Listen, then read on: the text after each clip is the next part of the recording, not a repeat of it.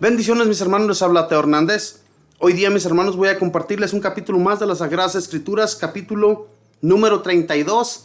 Vamos, hermanos, en este momento a abrir nuestra Biblia, leamos juntos, abramos el entendimiento también para nuestro Señor y la palabra de Él que nos instruye para seguir adelante siguiéndole a Él sus pasos y no dejarnos llevar por este mundo que no nos ofrece nada más que pura maldad y al final de cuentas, mis hermanos, dejamos de seguirle a Él. Así es que comencemos pues en este momento y la leemos en el nombre del Padre y del Hijo y del Espíritu Santo. Amén. El año 12, el primero del 12º mes, me llegó esta palabra de Yahvé.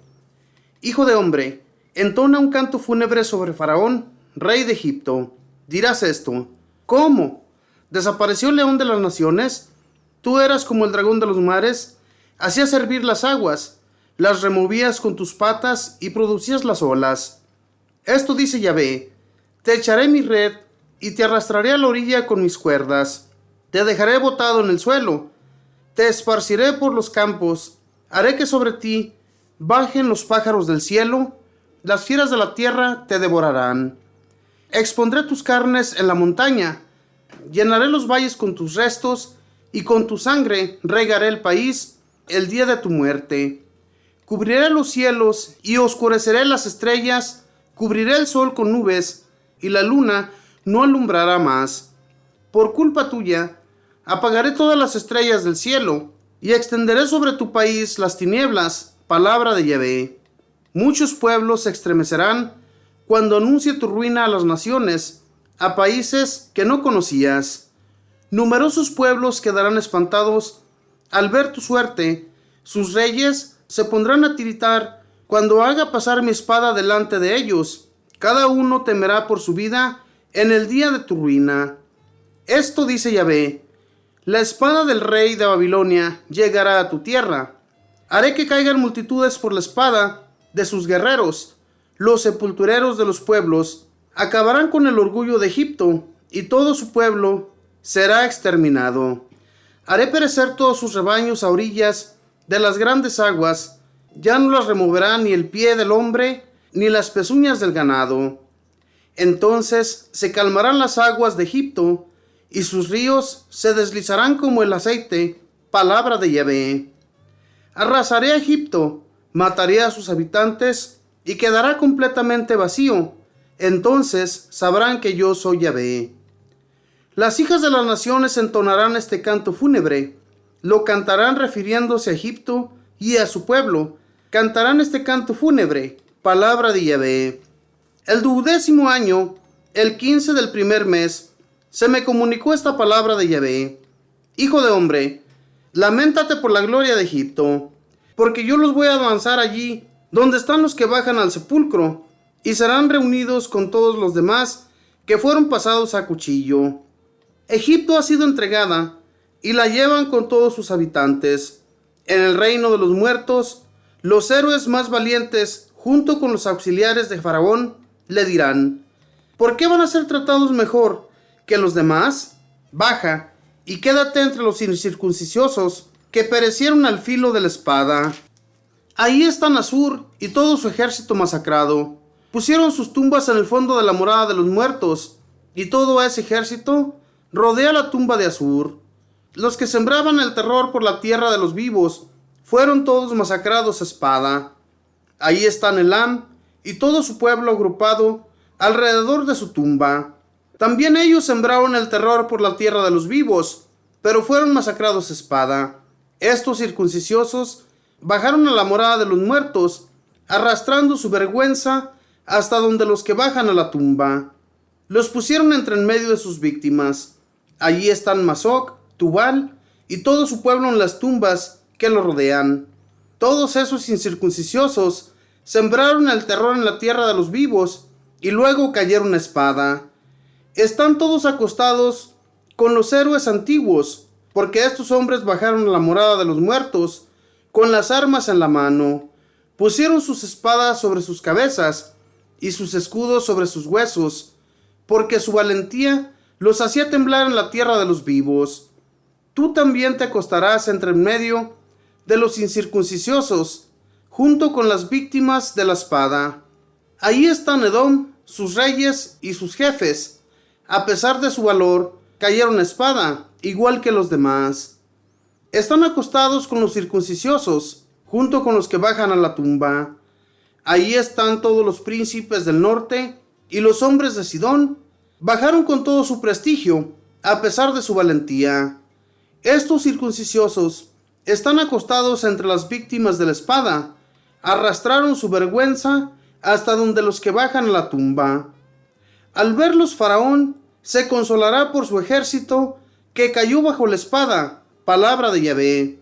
Al que difundía el terror por la tierra de los vivos, lo acostarán entre los incircunciosos, entre las víctimas de la espada, y junto con él a todo su ejército, palabra de Yahvé.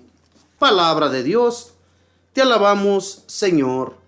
Fíjense lo que le dice nuestro Dios al profeta Ezequiel, que le diga al rey de Egipto, un rey que era muy tenebroso, un rey que las naciones le tenían miedo. Este rey, dice Dios, que era un hombre que se creía como un dragón que hacía hervir las aguas en los mares y que cuando las hacía hervir, hacía que se movieran las olas. Eso era para Dios este rey de Egipto. Sin embargo, le manda decir que por haber sido un rey tan engreído, tan presumido también en todo lo que él disponía a hacer, Dios le manda advertencias sobre lo que le va a suceder en un futuro, cosas que sí le sucedieron. Dios le manda al rey de Babilonia, lo pone frente de él para que le haga mucho daño. Cuando llega el ejército del rey de Babilonia, cuando comienzan a hacer sus destrozos, lo deja tirado por el suelo a Egipto. Y Dios, mis hermanos, cuando Él habla, cuando Él les promete que les va a suceder todo esto, lo hace por sus pecados, lo hace por toda la maldad de estos pueblos. Ellos creían ser invencibles. Sin embargo, hay uno que nos juzga, hay un Dios que todo lo ve y que sobre Él no vamos a pasar nadie. Si no pasaron estos pueblos que eran naciones muy grandes, que eran naciones que eran muy poderosas. Ahora en la actualidad, ¿cuántas naciones poderosas no vemos nosotros en medio de los pueblos? Hay muy pocas y muchos más son los que están pobres. Sin embargo, va a llegar un tiempo, mis hermanos, en que Dios va a realizar grandes cosas, grandes destrozos en estas naciones engreídas, como le decía el pueblo de Egipto, que era un pueblo que se creía tanto, era un pueblo altanero, era un pueblo que se pensaba que no había nación que le pudiera hacer frente.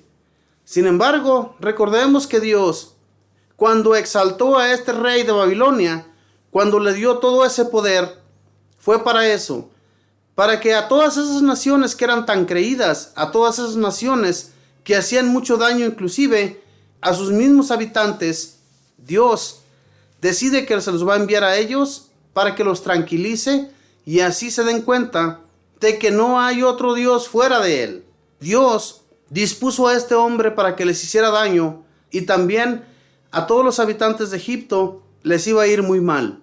Hermanos, no es que Dios quisiera hacerles tanto daño a las naciones, pero es que Dios les mandaba al profeta para que les hablara, y cuando el profeta les hablaba, estos lo ignoraban.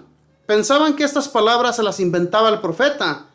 Pensaban que él hablaba por su cuenta, por el solo hecho de ver lo mal que se comportaban con la gente de su propio pueblo. Los inducían a adorar dioses, a prostituirse, y todo esto no le gustaba a Dios. Dios lo miraba, al igual que mira nuestras acciones.